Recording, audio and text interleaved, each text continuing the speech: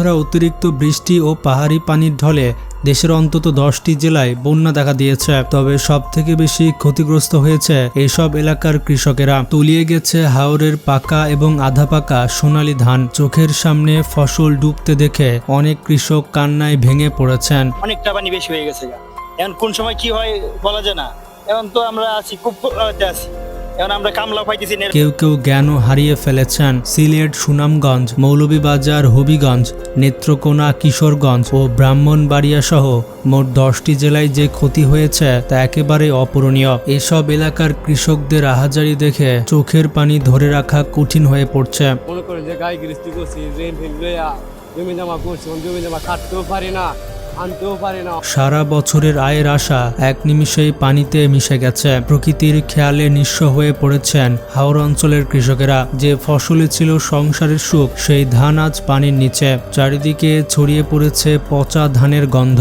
নিঃস্ব কৃষক এখন কি খেয়ে বাঁচবে, এই প্রশ্নই ঘুরপাক খাচ্ছে সবার মনে। হাওরের বুক জুড়ে এখন শুধু কান্না। পাকা ধান ডুবে যাওয়া যেন কৃষকের কোলের সন্তান হারানোর মতোই বেদনাদায়ক। এখন তাদের চিন্তা সারা বছর কিভাবে চলবে। জেলার ফসলহারা কৃষকদের মধ্যে বিরাজ করছে হাহাকার। জামালগঞ্জ উপজেলার ক্ষতিগ্রস্ত কৃষক আসগর আলী বলেন, সারা বছরের খোরাকে এক ফসলের উপরে নির্ভরশীল। ধার দেনা করে জমি চাষ করেছিলেন, কিন্তু এখন পথে বসা ছাড়া আর কোনো উপায় নেই। 4 একর জমি করছি, করে মনে হয় যে প্রায় 70,000 টাকা মতো ঋণ হয়েছে। এই 70,000 টাকা মনে হয় আরো 35,000 টাকা বাকি দেওয়া লাগে। অন্য একজন কৃষক জানান, অনেক কষ্ট করে ধান কেটে বাড়িতে এনেছিলেন, ভেবেছিলেন কিছুটা হলেও রক্ষা হবে, কিন্তু রৌদ্রের অভাবে শুকাতে না পারায় ধানে চারা গজিয়ে তা খাবার অনুপযোগী হয়ে পড়েছে। গবাদি পশুর জন্য সংরক্ষিত খড়ও ভেসে গেছে। এখন তারা কি খাবেন আর গরু ছাগলকে কি খাওয়াবেন তা নিয়ে দুশ্চিন্তা রয়েছে। ভারী বৃষ্টি হনে আমরা পুরো ধান তলিয়ে গেছে। এখন আমরা এই টাকা ঋণ নিয়ে ফসল করছিলাম। সুনামগঞ্জ সদর উপজেলার মোল্লাপাড়া ইউনিয়নের নোয়াগাঁও গ্রামের বড় গৃহস্থ আব্দুল গফুরের পরিবারের সদস্য সংখ্যা প্রায় 22 জন। তিনি প্রায় 2.5 লাখ টাকা খরচ করে হাওরে জমি চাষ করেছিলেন, কিন্তু সব ফসল পানিতে তলিয়ে গেছে। এখন তিনি চিন্তায় আছেন, এই ক্ষতি কিভাবে পোষাবেন। ধার কর্জ করে আমরা ঋণ করে করছি, এখন যে আমরা নিজে একাই বাঁচতে পারি না, ঋণ দিতে দিয়ে। এবং বাকি বছর এত বড় পরিবার কিভাবে চলবে। গত 29 ও 30 এপ্রিল পর্যন্ত জেলার সব বালু ও পাথর এবং 3টি শুল্ক স্টেশন বন্ধ করে হাওরের ধান কাটার জন্য শ্রমিকদের আহ্বান জানিয়েছিল জেলা প্রশাসন। পরে সময় বাড়িয়ে 1 থেকে 5 মে পর্যন্ত করা হয়, কিন্তু বৃষ্টির কারণে সব পরিকল্পনা ভেস্তে গেছে। আমার ভান্ডের মধ্যে আমরা ধান কাটে তুলতেছি, এরপরও কামলা পাইতেছি না ভাই তোলার মতো। 1500 টাকা রোজ দিতেছি, এরপরও কামলা নাই। বন্ধুরা, 7টি হাওড় জেলায় 9.63 লাখ হেক্টর জমিতে বোরো ধান চাষ করা হয়েছে, যার প্রায় অর্ধেক হাওড় এলাকায় অবস্থিত। এর মধ্যে 77,000 হেক্টরের বেশি জমির ধান নষ্ট হওয়ার পথে, যার ফলে দেশে খাদ্য ঘাটতির আশঙ্কা তৈরি হয়েছে।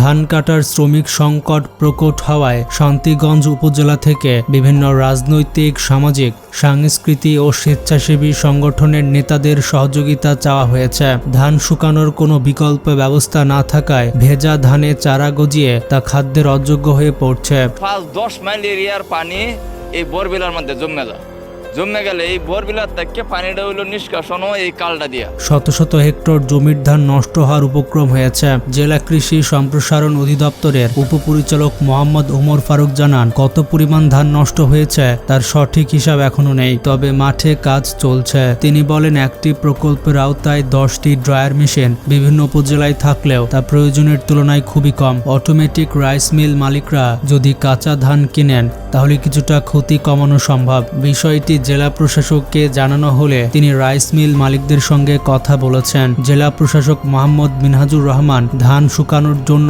জেলার সব সরকারি প্রাথমিক বিদ্যালয় এবং ইউনিয়ন পরিষদের ভবন ব্যবহারের নির্দেশ দিয়েছেন। এই নিয়ে তিনি পানি সম্পদ মন্ত্রণালয়ের মন্ত্রী, প্রতিমন্ত্রী এবং সচিবদের সঙ্গেও আলোচনা করেছেন। কালকে দেখি পানি এতটুকু বাসা আছে ধানের সিজা এখন ডুবে গেছে গা। 6 থেকে 7 লাখ টাকা খরচ গেছে। মনে করেন এখন নিজে চলতারি না, বৃষ্টির কারণে আর সবকিছু বন্যায় বাসায় নিয়ে যাইতেছে। দিনভর দিরাই উপজেলার বরামহার পরিদর্শন করে তিনি কৃষকদের প্রয়োজনীয় দিক নির্দেশনা দেন। কৃষকদের চোখের সামনে তলিয়ে গেছে হাড়ভাঙা পরিশ্রম ও ঋণের টাকায় ফোলানো স্বপ্নের ধান। প্রকৃতি যেন তাদের সব হিসাব নিকাশ উল্টাপাল্টা করে দিয়েছে।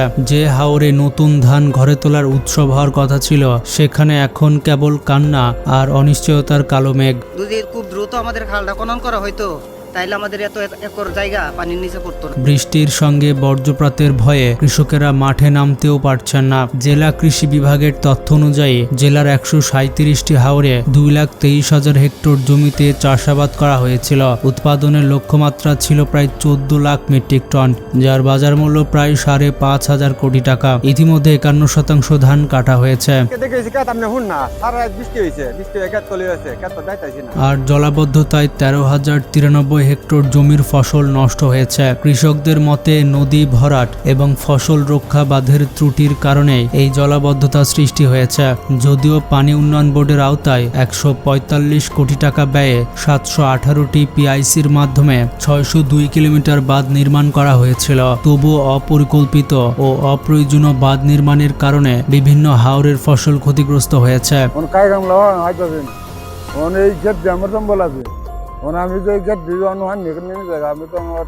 এদিকে টানা ভারী বর্ষণ ও উজান থেকে নেমে আসা পাহাড়ি ঢলে নেত্রকোনার হাওর অঞ্চলে দ্রুত পানি বাড়ছে। কংস ও উপদাখালী নদীর পানি বিপদসীমা অতিক্রম করায় বিস্তীর্ণ এলাকা প্লাবিত হয়েছে। এই আকস্মিক পানি বৃদ্ধিতে মদন মোহনগঞ্জ এবং খালিয়াজুড়ি উপজেলার বিভিন্ন হাওরের ধানের ক্ষেত তলিয়ে যাচ্ছে। অনেক কৃষক বাধ্য হয়ে পানির নিচ থেকে ধান কাটার চেষ্টা করছেন, কিন্তু প্রতিকূল আবহাওয়ার কারণে সেই ধানও নষ্ট হয়ে যাচ্ছে। ফলে তারা চরম হতাশায় ভুগছেন। টাকার মুখ গেছে, এর মধ্যে বৃষ্টিপাতের জন্য জলের জন্য আমরা ফসল কাটতে পারি না, শ্রমিক পাওয়া যায় না, কামলাও পাওয়া যায় না। বন্ধুরা, আমাদের কৃষকদের জন্য দোয়া করা উচিত। আল্লাহ যেন সব ধরনের প্রাকৃতিক দুর্যোগ দূর করে দেন এবং তাদের দুর্দশা থেকে মুক্তি দেন। কমেন্ট বক্সে আমিন লিখে এবং ভিডিওটি শেয়ার করে সবাইকে জানিয়ে দিন।